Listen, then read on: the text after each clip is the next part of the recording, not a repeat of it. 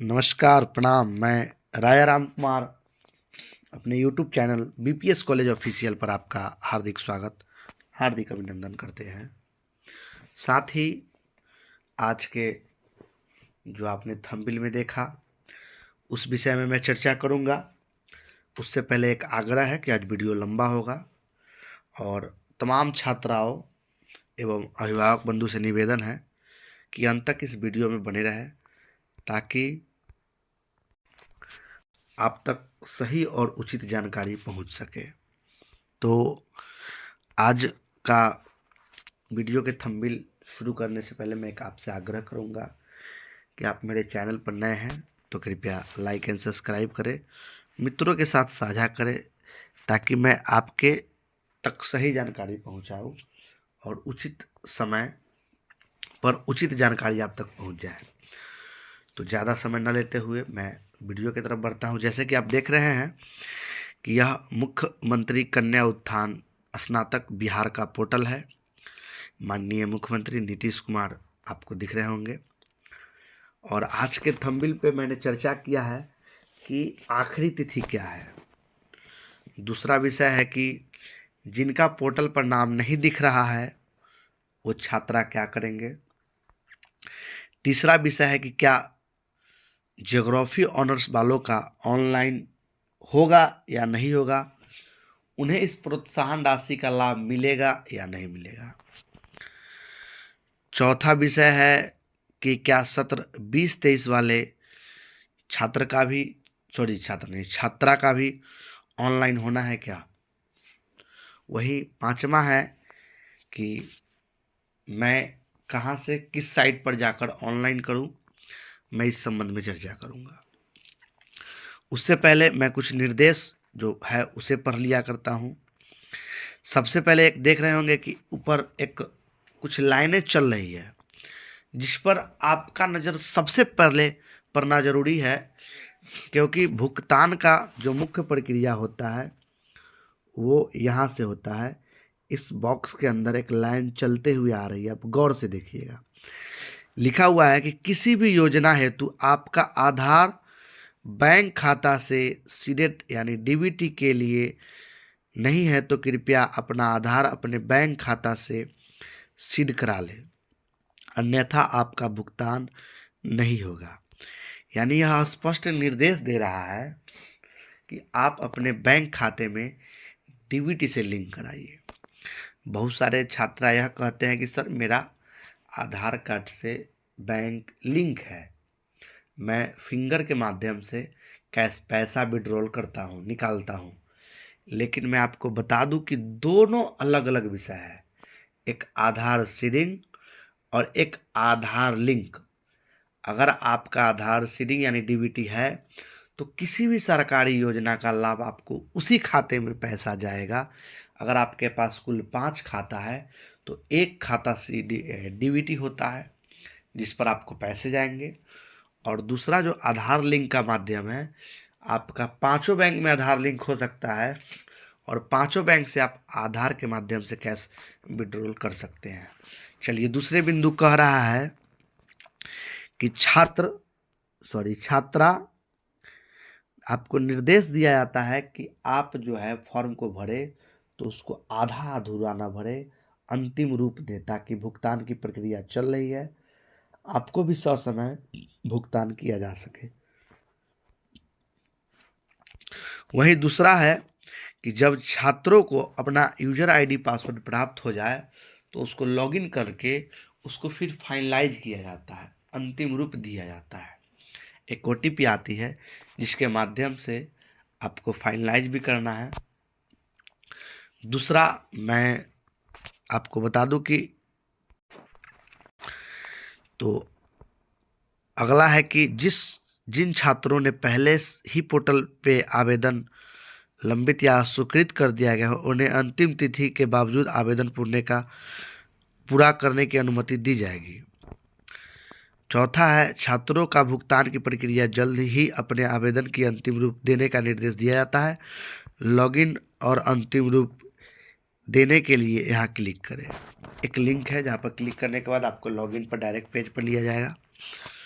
पांचवा कह रहा है ये 5वां विषय यह पूर्व का निर्देश है, इसे न पढ़े।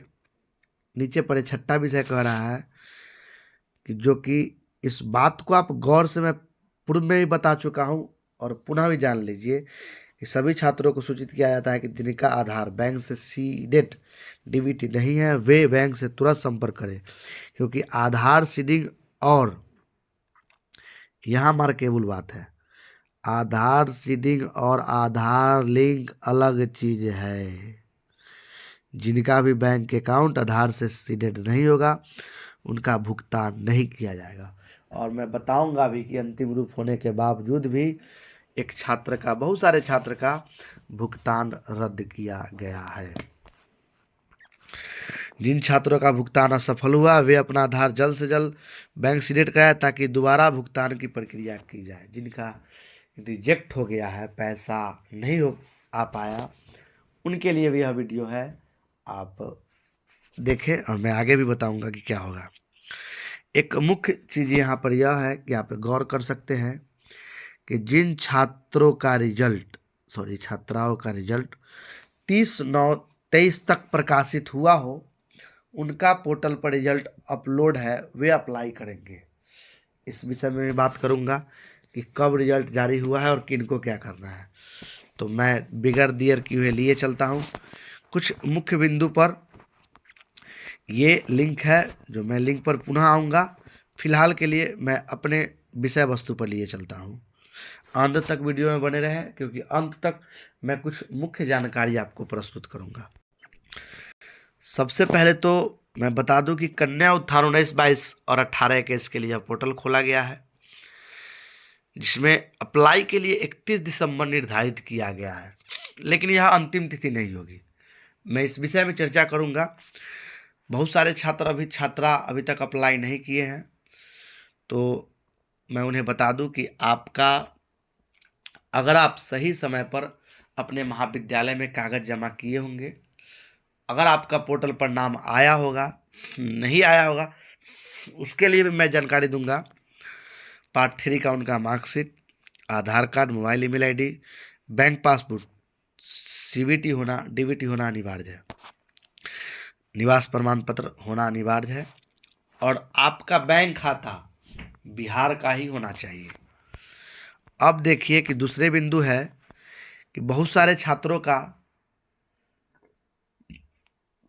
जो 18-21 में थे, उनका पिता का नाम मिसमैच करके पैसा अभी तक नहीं आया है और उनका आवेदन निरस्त यानी रिजेक्ट कर दिया गया था।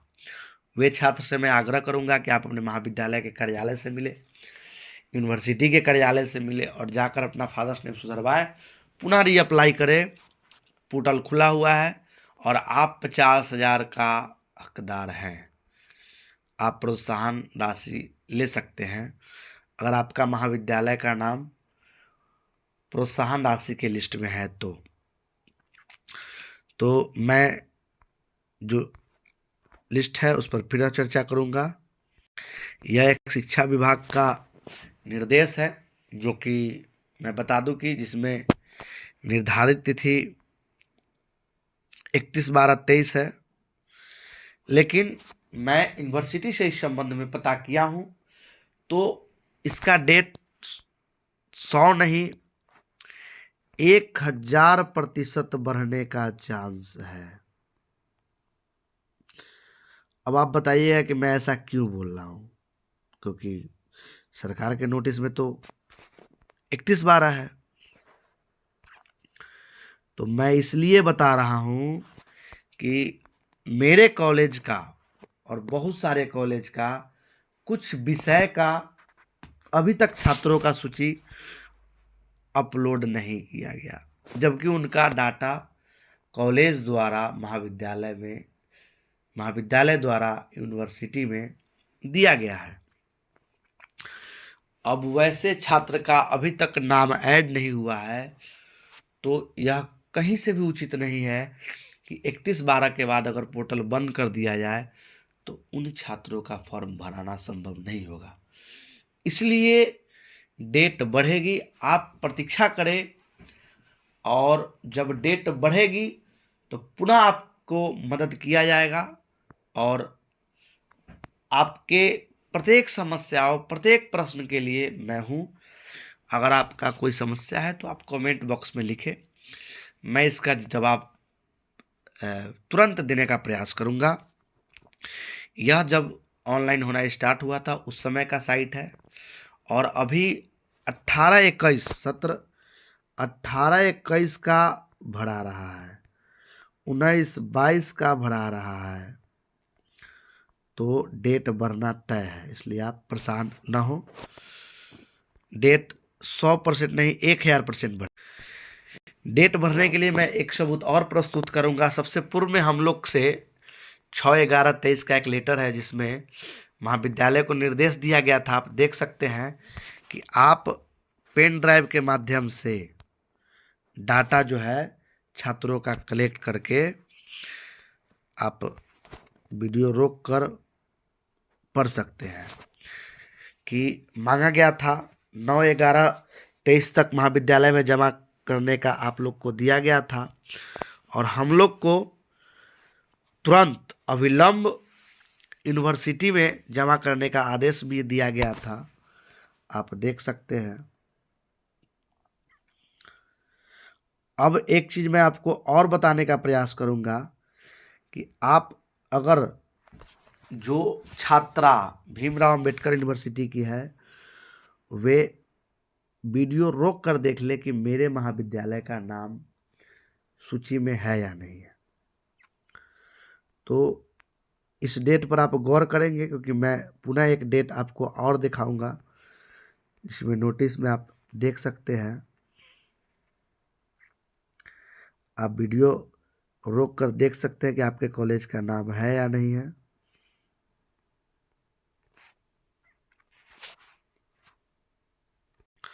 वही एक वीडियो यह है कि आप देख सकते हैं कि जब बहुत सारे छात्राओं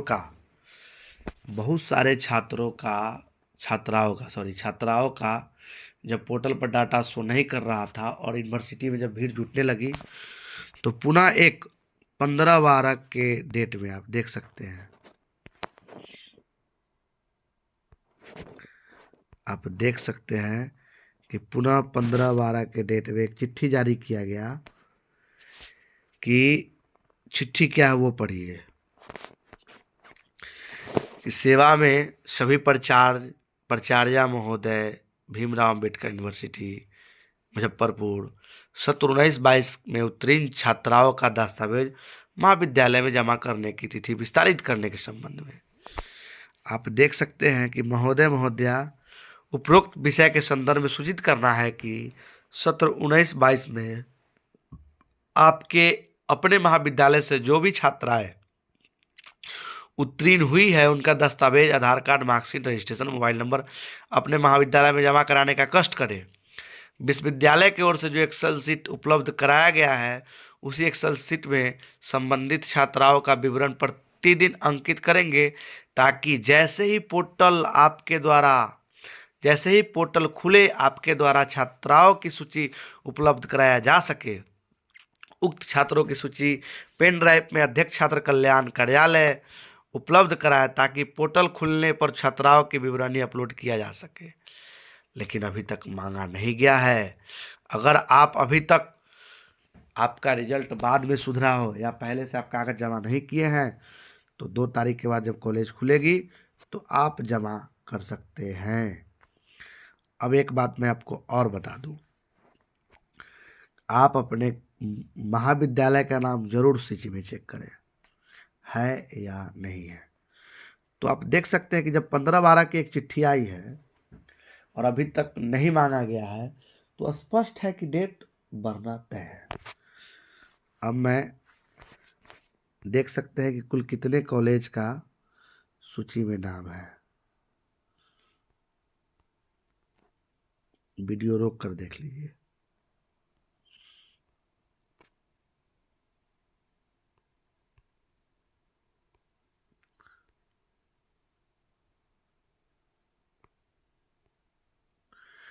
टोटल 58 कॉलेज है जो कि अफिलिएटेड कॉलेज भी है। उन सभी कॉलेज में टोटल 58 कॉलेज है जिनके छात्राओं को यह लाभ दिया जाता है। अब देख सकते हैं कि एक 2023 का यह मार्कशीट है, जिसमें मैं यह तिथि दिखाऊंगा कि किस तिथि को यह 2023 का रिजल्ट पब्लिश्ड हुआ है। मैं तुरंत आपको बताता हूं। आप देख सकते हैं कि इसमें 28/10/23 दिया हुआ है,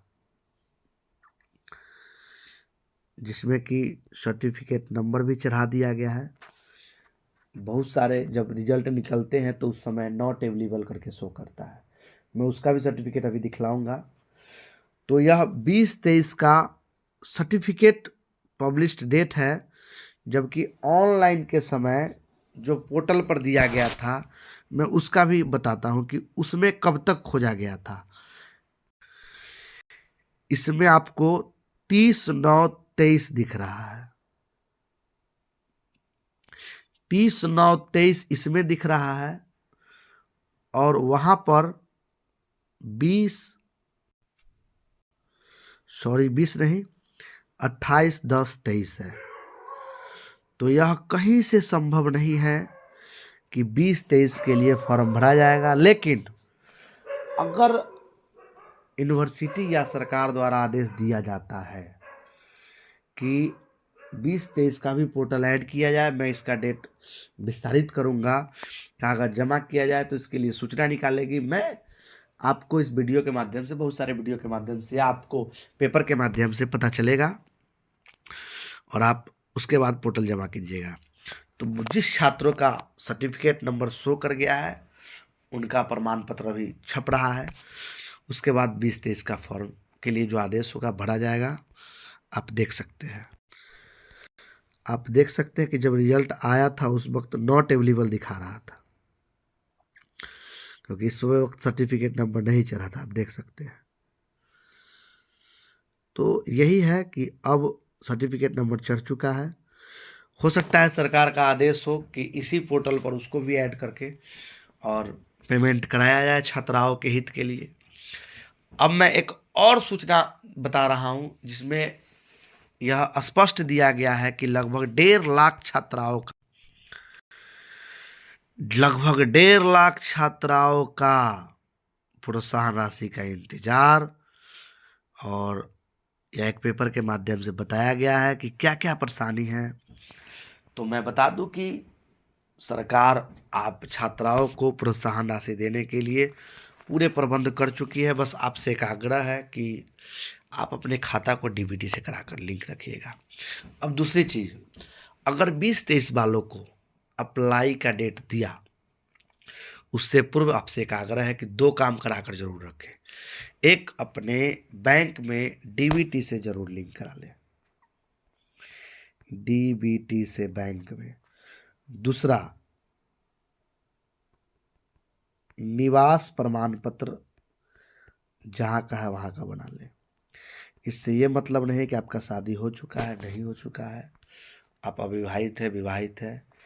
इसमें अगर आप लड़की है और बीए से बीकॉम उत्तीर्ण है, और आपके महाविद्यालय का नाम प्रोत्साहन राशि की लिस्ट में है, तो आपको पेमेंट जरूर मिलेगा।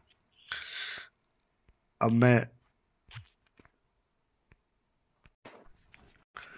तो आशा करता हूं कि आपने सारे सवाल को समझा होगा। मैंने बता दिया कि ऑनलाइन का डेट बढ़ेगा, इसमें कहीं दो राय नहीं है। इसलिए छात्रा एकदम निश्चिंत रहे।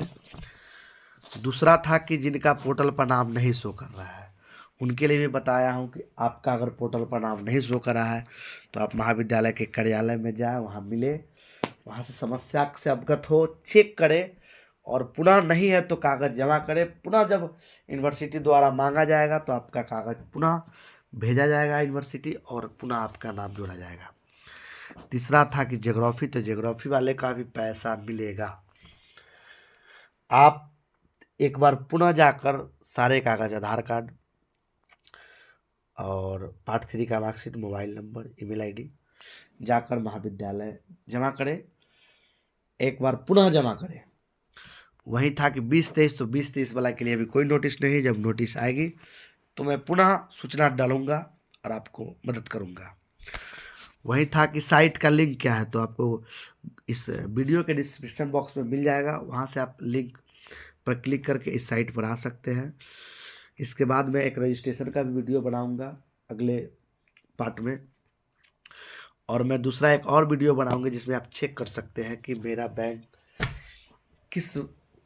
मेरा कौन सा बैंक डीबीटी से लिंक है या नहीं है। वे कैसे चेक करूं, उसकी जानकारी के लिए मैं एक अगला वीडियो बनाऊंगा और उसके माध्यम से आपको बताऊंगा कि कैसे क्या करना है। तो मैं आशा करता हूं कि आप मेरे वीडियो से संतुष्ट होंगे। सारे सवालों का जवाब आपको मिल चुका होगा और आप संतुष्ट होंगे तो वीडियो को लाइक एंड शेयर करेंगे, मित्रों के साथ साझा करेंगे, ताकि मैं आप तक इस तरह की जानकारियाँ पहुंचा सकूं। तो धन्यवाद, शुभ रात्रि। क्योंकि मैं अभी इस लगभग देख सकते हैं कि 11:32 पर शांति से वीडियो प्रस्तुत बना रहा हूं ताकि आप तक जानकारी पहुंच सके।